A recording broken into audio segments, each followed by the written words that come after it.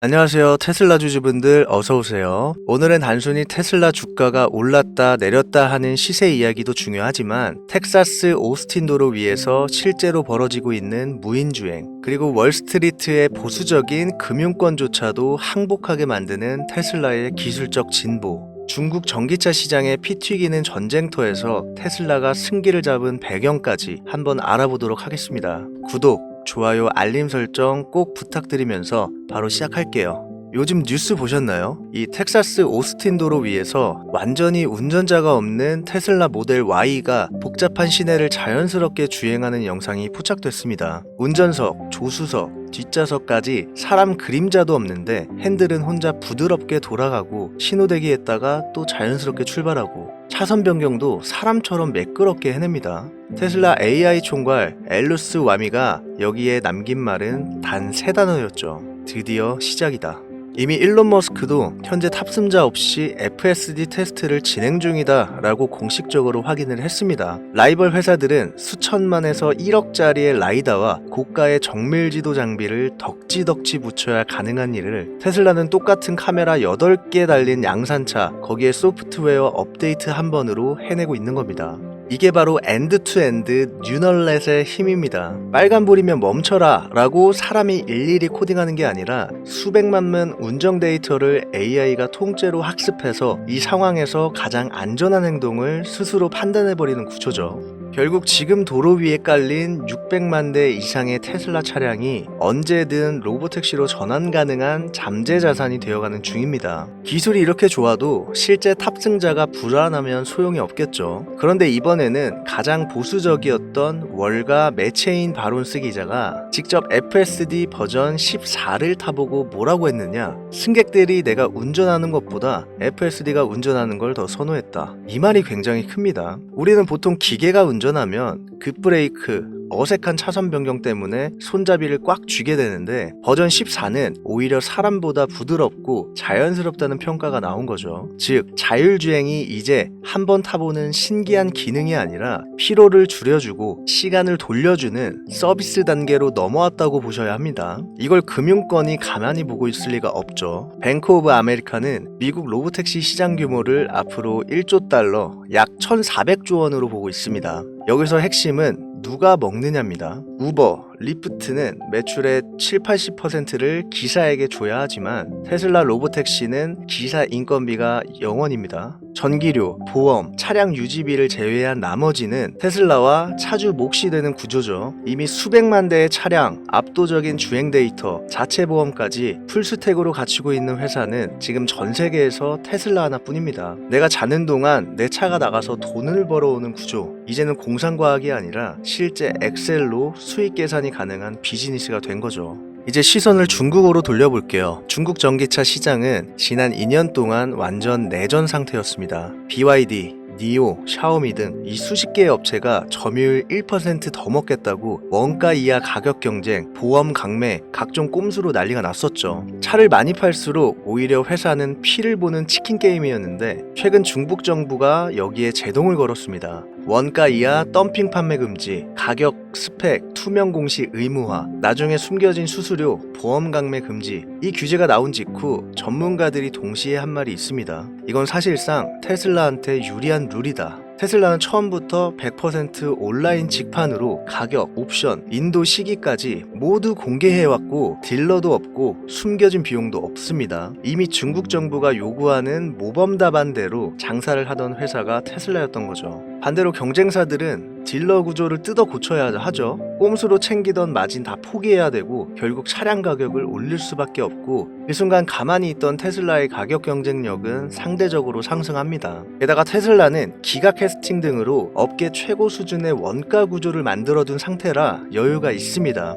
다른 회사들은 더 못 내린다는데 테슬라는 원하면 더 내릴 수도 있는 구조, 이 가격 전쟁이 규제로 정리되고 나면 결국 브랜드, 안정성, 기술력 싸움인데 여기서 테슬라가 중국 내 점유율을 더 끌어올릴 가능성이 매우 큽니다. 이건 곧 테슬라 차이나의 이익 레버리지가 세게 걸릴 수 있다는 신호라고 보시면 됩니다. 그리고 테슬라 투자자라면 절대 빼놓으시면 안 되죠. 바로 스페이스 X입니다. 최근 비상장 주식을 한 주 421달러에 되사는 공개 매수를 진행했죠. 이 가격 기준으로 기업가 가치는 우리 돈 1100조 원 이상입니다. 상장도 안 한 회사가 전 세계 전통 방산 대장주들을 합친 것보다 몇 배나 커진 겁니다. 여기에 스페이스 X CA4가 2026년 전후 IPO를 준비 중이라고 언급하면서 시장은 전체 상장이냐 스타링크 분사 상장이냐를 두고 계산기를 두드리고 있죠. 실적은 더 말이 안 됩니다. 올해 로켓 발사 120회 이상, 3일에 한 번 로켓 발사한 거죠. 올해 만에 궤도로 올린 위성 3000기 이상, 지구 상공 위성의 절반 이상이 스페이스 X 소유,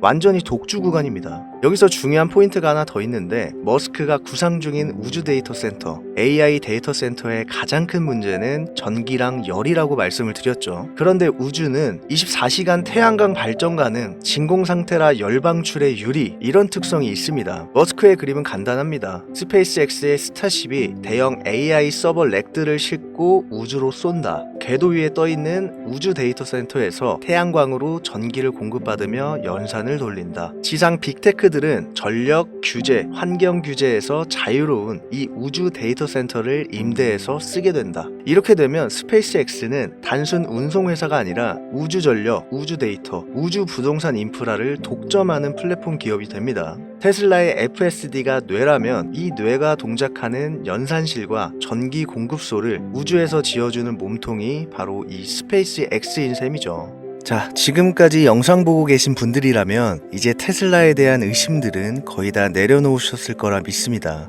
사실 90년대 초반에도 똑같았어요. 인터넷 처음 나왔을 때 사람들이 뭐라 그랬냐면 이걸 어디에 써? 이게 왜 필요해? 이런 얘기 많이 했죠. 근데 결국 그 인터넷이 세상 모든 걸 바꿔버렸잖아요. 지금 우리가 보고 있는 AI랑 로봇의 결합도 똑같습니다. 아니, 그 이상으로 올라갈 거예요. 앞으로 이 기술이 세상을 바꾸고 그 과정에서 어마어마한 수익이 나올 거예요. 그리고 그 중심에 있는 회사가 바로 테슬라입니다. 근데 제가 하고 싶은 말은 테슬라 무조건 들고 가세요, 이런 식의 단순한 멘트가 아닙니다.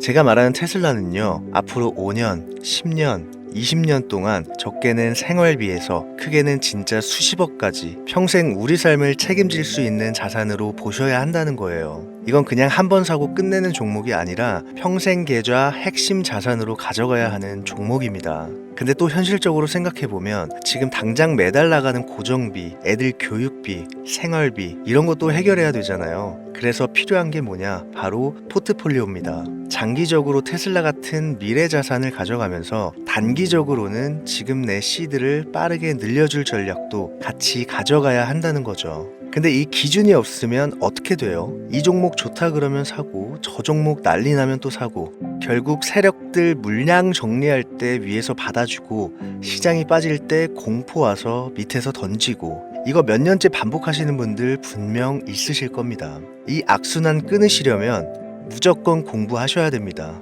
자, 그래서 제가 준비한 게 있습니다. 지금 화면 보시면 책 한 권이 보이실 텐데요. 이 책이 뭐냐면 이 종목 사세요, 저 종목 사시면 돈 법니다, 이런 책이 아니고요. 아예 해외 주식을 처음 접하시는 완전 초보자분들도 바로 이해하실 수 있게 구성한 해외 주식 교과서 같은 책입니다. 표지에 딱 적혀 있죠. 연금은 국내, 노후는 해외. 이 말이 진짜 중요합니다. 우리가 지금 받는 월급, 세금, 연금은 전부 국내 기준으로 돌아가는데 정작 우리가 노후에 써야 할 자산은 이미 글로벌 시장 중심으로 움직이고 있다는 거예요. 전 세계 자본이 어디로 흐르는지, 왜 지금 투자자라도 해외 시장 구조를 이해해야 하는지, 이걸 사례 중심으로 아주 쉽게 정리해 놓았습니다. 보통 해외 투자 책들 보면 경제 얘기 잔뜩 하고 기술적 분석 잔뜩, 읽고 나면 그래서 어떻게 하라는 건데, 이런 느낌 많이 드시죠? 근데 이 책은 실전 중심입니다.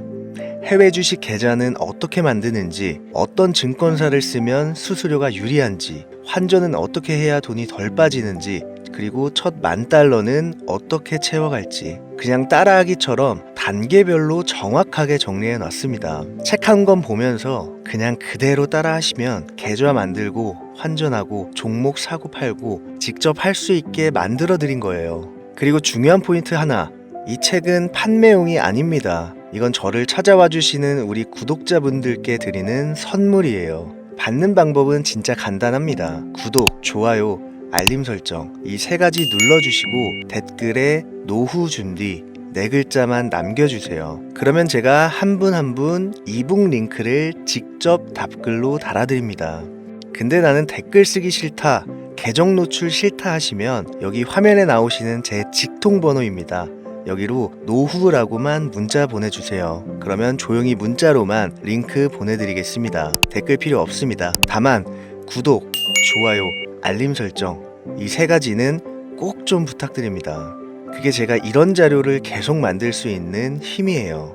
마지막으로 제 마음 한구석에는 항상 이런 생각이 있어요. 과연 평범한 개인도 세력, 알고리즘, 기관한테 휘둘리지 않고 투자로 인생을 바꿀 수 있을까? 그래서 제가 8년치 데이터 흐름, 실적, 펀더멘털, 밸류에이션 사이클, 자금, 수급 동선 이 네 가지 축으로 해외 시장을 완전히 분해해서 제 방식대로 다시 조립한 이 책을 여러분께 공유드리는 겁니다. 정보는 아는 사람이 가져가고 모르는 사람이 내주는 구조입니다. 우리 구독자분들만큼은 제발 내주는 쪽이 아니라 가져가는 쪽이 되셨으면 좋겠습니다. 오늘 영상은 여기서 마무리할게요. 이번 기회만큼은 조용히 구경만 하다 지나가지 마시고 여러분 계좌의 실제 수익으로 연결을 해보세요. 시청해주셔서 진심으로 감사드립니다. 다음 영상에서 더 깊고 더 실전적인 내용으로 다시 찾아뵙겠습니다. 고맙습니다.